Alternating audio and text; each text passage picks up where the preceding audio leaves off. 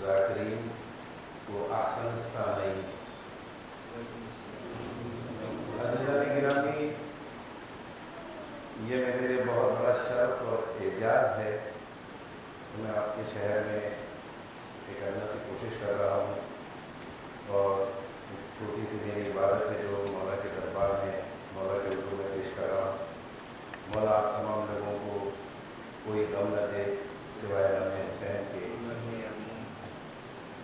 اس مجلس کا انعقاد بخوبی آپ لوگ جانتے ہیں کہ شوکت چچا کی اہلیہ کی رحلت، جو ایک عظیم شخصیت اور ایسا کردار اپنی حیات میں انہوں نے آپ لوگوں کے لیے چھوڑا ہے کہ جس کی مثال نہیں ملتی۔ اور میں سلام کرتا ہوں جناب شوکت صاحب کو کہ جنہوں نے اپنی اہلیہ کے آخری ایام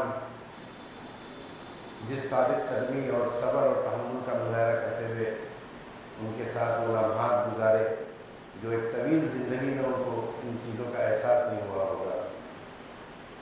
آپ تمام حضرات اپنے ذہن میں ایک منظر کو اچھی طریقے سے بنا لیں۔ یہ وہ دو شخصیات ہیں جو آپ کے اطراف میں رہا کرتی تھی اور ہیں ان میں سے۔ مولا سلامت رکھے جناب شوکت صاحب۔ مرحومہ کے بارے میں جہاں تک میں نے سنا،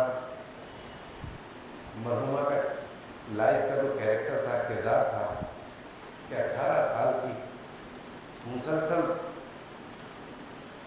انتظار کہ اولاد نرینہ اللہ تعالیٰ عطا فرمائے، اور وہ تکلیف اس کے باوجود صبر و شکر کر کے اپنے بھانجے اور بھتیجوں کی پرورش انہوں نے جس طریقے سے کی، میں سلام کرتا ہوں ان کو اور دعا گاؤں اللہ تعالیٰ کی خدمت میں کہ پروردگار ان کو جنت الفردوس میں اپنی جوار رحمت میں جگہ عطا فرمائے۔ میری آپ لوگوں سے ایک التماس ہے کہ ایک سورہ فاتحہ مرحومہ کے لیے۔ اللہم صلی علی محمد وآل محمد، اللہم صلی علی محمد وآل محمد، اللہم صلی علی محمد وآل محمد۔ بسم اللہ الرحمن الرحیم، الحمدللہ رب العالمین، الرحمن الرحیم، مالک یوم الدین، ایاک نعبد و ایاک نستعین، اہدنا الصراط المستقیم، صراط الذین انعمت علیہم غیر المغضوب علیہم ولا الضالین۔ بسم اللہ الرحمن الرحیم، قل هو اللہ احد اللہ الصمد لم یلد ولم یولد ولم یکن له کفوا احد۔ بسم اللہ الرحمن الرحیم، انا انزلنا فی لیلۃ القدر وما ادراک ما لیلۃ القدر، لیلۃ القدر خیر من الف شہر، تنزل الملائکۃ والروح فیہا بإذن ربهم من كل امر، سلام ہی حتی مطلع الفجر۔ الہی رب العالمین، درود فاتحہ قل انا انزلنا تیری بارگاہ میں پہنچے، پروردگار اس کے صدقے میں، پروردگار اس سے جو ثواب حاصل ہو، پروردگار مرحومہ امینہ بانو بنت سعید الحسن کو پہنچے۔ الہی رب العالمین ان کو قبر کے فشار سے بچا، دوزخ کی آگ سے بچا، جنت الفردوس میں جوار رحمت میں جگہ عطا فرمائے۔ اسعکم اللہ و مساکم بخیر۔ عزیزان گرامی، اس مجلس کا قیام سب سے اہم بات یہ ہے کہ ایصال ثواب کی تھی، اور دوسری اہم چیز یہ ہے کہ جو چیز میں آج آپ لوگوں کی خدمت میں اور مولا کے دربار میں مولا کی خدمت میں پیش کرنے جا رہا ہوں، یہ ایک ایسی چیز ہے جو اب اپنی آخری سانسیں لے رہی۔ ہمارے آبا و اجداد جنہوں نے ہمارے لیے ورثہ چھوڑا تھا، اب ہم نے اس کی قدر کرنا ختم کر دیا۔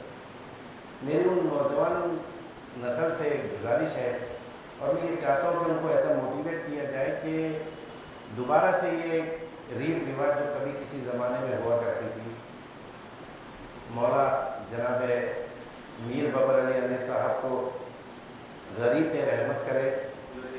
اتنا بڑا کردار انہوں نے ادا کر کے گیا اور اتنی بڑی چیزیں آپ کے لیے چھوڑ کر گئی ہیں کہ جس کی مثیل نہیں ملتی۔ مرثیہ پڑھنے سے پہلے میں آپ کے ذہن میں وہ منظر بنانا چاہ رہا ہوں، اور پروردگار سے مولا کے دربار میں ہے کہ میں آپ کے معیار پر پورا اترنے کی کوشش کروں، اور اگر مجھ سے اس فریضے کو ادا کرنے میں کوئی کوتاہی ہو، آپ لوگ معلومات اور علم کے اس شہر سے وابستہ ہیں، آپ لوگ بہت زیادہ جانکار لوگ ہیں، ابھی میں طفل مکتب ہوں، پوری کوشش کروں گا انشاءاللہ کہ آپ لوگ مستفید ہوں گے۔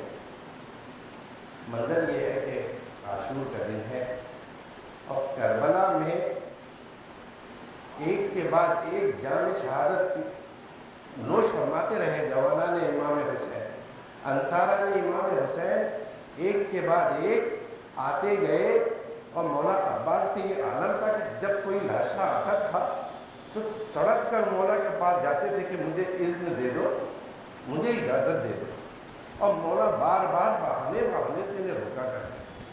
تو آپ تصور کیجئے کہ وہ عالم ہے کہ ایک مولا کے اندر اتنی نکاست ہے کہ اور اتنی کمزوری آ گئی ہے، جب ایک جوان کا لاشا نوخیز کا مولا کے سامنے آیا، جناب قاسم کے لاشا بھتیجے کا لاشا دیکھ کر جناب عباس سے رہا نہیں گئے، اور انہوں نے اتنی گزارشیں اور اتنی کوششیں کی کہ امام حسین کو منا لوں میں کسی صورت میں کہ میں چلا جاؤں، لیکن پیچھے سے جو خیمے میں سے جناب سکینہ کی اللہ تش کی جو آوازیں بلند ہوتی تھی، مولا عباس سے رہا نہیں گیا۔ اس کے باوجود لاکھ کوششیں کی کہ امام حسین کو کسی صورت جو ہے تو میں منا لوں، لیکن یہ عالم تھا کہ جناب امام حسین ان کو اذن نہیں دے رہے تھے کسی مصلحت کے تحت۔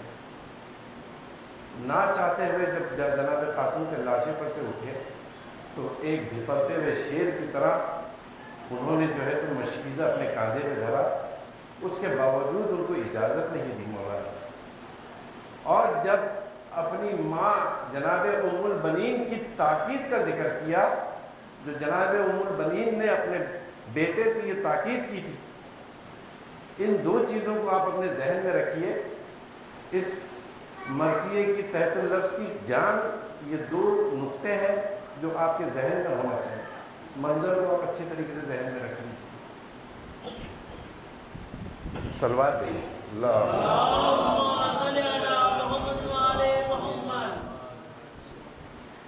جب قصد کیا نہر کا سقائے حرم نے، اور مشکیزہ دھرا دوش پاؤس بحر کرم نے، رو کر یہ برادر سے کہا شاہ امم نے، بھائی تمہیں بیٹوں کی طرح پالا ہے ہم نے، مرنے کو نہ جاؤ کہ نشانی ہو علی کی، توڑو نہ ضعیفی میں کمر صفت نبی کی، تم قوت بازو ہو، میرے جسم کی جان ہو، لشکر کے علمدار ہو، حیدر کے نشاں ہو، مرنے کے تمہارے یہ نہیں دن کہ جواں ہو، بہتر ہے جو خنجر میری گردن پہ رواں ہو۔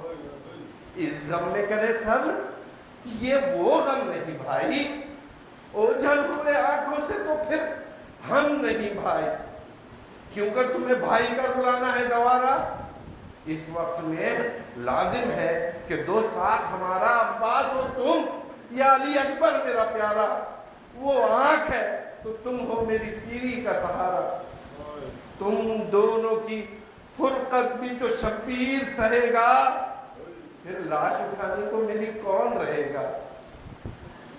یہ سن کے علمدار پر قط ہوئی تاری، سر شاہ کے قدموں پہ جھکایا کئی باری، کی عرض یہ آقا سے بسط گریہ و زاری، ان قدموں پہ حضرت کے فدا جان ہماری، کس کام کے گر آئے نہ کام آپ کے آگے، اور عزت ہو جو مر جائے غلام آپ کے آگے، تقدیر مجھے پہلے ہی دنیا سے اٹھائے، اللہ سکینہ کی یتیمی نہ دکھائے، فدوی کی وضع سرور دی خون میں نہائے، فرزند تصدق میرا گھر بار تصدق، ان قدموں پہ حضرت کے سو مجھ سے علمدار تصدق۔ ارے کام آتے ہیں غیروں کے جو ہوتے ہیں وفادار، اور حضرت ہے مصیبت میں کئی دن سے گرفتار، اور میں تو غلام آپ کا ہوں یا شہ ابرار۔ ٹکڑے ہوئی سب فوج، نہ یاور ہے نہ انصار۔ ارے قاسم کے بچھڑنے کا بڑا دل پہ تعب ہے، اور اب بھی جو نہ صدقے ہو یہ خادم تو غضب ہے۔ زہرا کی کمائی پہ سوال آنے نہ پائے، اپنی ماں کی تاکید یاد دلائی مولا نے۔ زہرا کی کمائی پہ سوال آنے نہ پائے، شبر کا پسر تیغ و سنا کھانے نہ پائے، شبیر گلا تیغ سے کٹوانے نہ پائے۔ زہرا کے کلیجے کے وہ دلبند ہے بیٹا، وہ احمد مختار کے فرزند ہے بیٹا۔ بچوں کی یتیمی کا کچھ دھیان نہ لانا، اور عورت ہے یہ سمجھانے پہ زوجہ کے نہ جانا۔ شبیر سے میں دور ہوں تو ساتھ ہے بیٹا، عزت تیری مادر کی تیرے ہاتھ ہے بیٹا۔ عباس نے یہ درد دل اپنا جو سنایا، شبیر کو رونے کے سوا کچھ نہ بنایا۔ فرمایا کہ لو تم سے ہمیں قسمت نے چھڑایا، افسوس کہ تم نے میرا لاشا نہ اٹھایا۔ اب تم کو نہ روکیں گے، نہ گھبراؤ برادر، چھاتی سے پھر ایک بار لپٹ جاؤ برادر۔ جھکنے لگا سردار کے قدموں پہ علمدار، لپٹا کے گلے رونے لگے سید ابرار۔ فرماتے تھے صدقے میں تیرے اے میرے غمخوار، فرماتے تھے صدقے میں تیرے اے میرے غمخوار، صدمہ نہ ہوا تھا یہ جدائی سے کسی کی، اس وقت کمر ٹوٹ گئی سبت نبی کی۔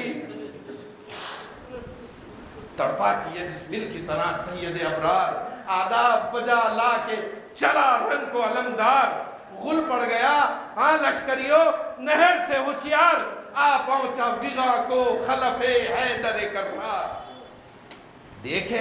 دیکھے کوئی صاحب شمشیر کی آمد، ہوتی ہے ترائی میں یوں ہی شیر کی آمد۔ کہتا ہے کوئی روبے علمدار تو دیکھو، روشن ہے زمین جلوے رخسار تو دیکھو، بجلی ہے خجل شوخی رہوار تو دیکھو، شان علم سید ابرار تو دیکھو۔ پنجے سے تجلی ید بیضا کیا جائے، اور دامان علم آئے رحمت کا نشاں ہے۔ ادھر میدان میں مصروف صنعت ستم آرا، میدان میں مصروف صنعت ستم آرا، اور گھوڑے کو بڑھا کر یہ علمدار پکارا، ہوشیار کہ میں ہوں اسد اللہ کا پیارا، دشمن بے سبقت نہیں دستور ہمارا، حجت جو ہوئی ختم تو ایک دم نہیں رکتے، اور جب کھینچتے ہیں تیغ تو پھر ہم نہیں رکتے۔ نیزوں کے چلے وار چمکنے لگی شمشیر، مشتاق ہے مر جانے کے ہے زیست سے دل سے، تب لطف ہے جب لاش پہ لاشا نظر آئے، پیاسوں کی لڑائی کا تماشا نظر آئے۔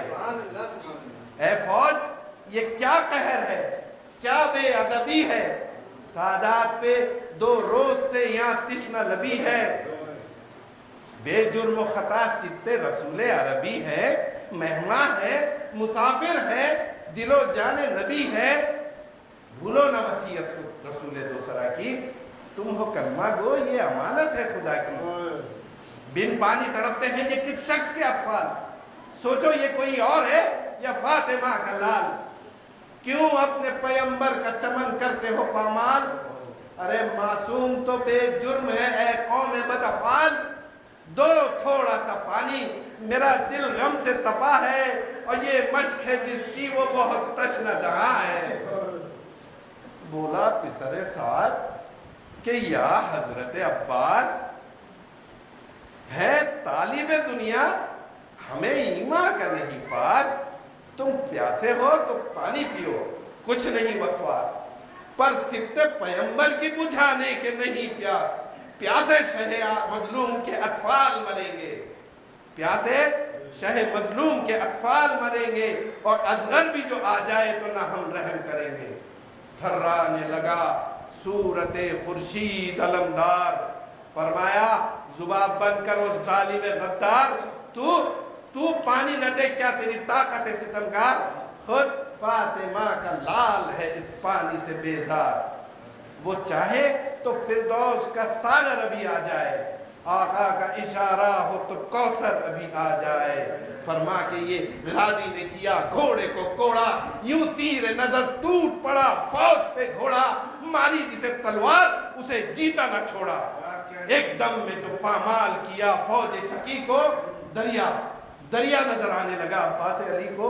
दिल से कहा अब जंग से क्या काम है अब्बास, पल्ले पे कमादार है, दरिया है बहुत प्यास। बहुत ध्यान से सुनिए, यही 2-3 है बस मसाइब के पल। दिल से कहा अब जंग से क्या काम है अब्बास, पल्ले पे कमादार है और दरिया है बहुत प्यास, बदरिया है बहुत पास। वो फिक्र करो अब कि सकीना की बुझे प्यास, प्यासे शह मजलूम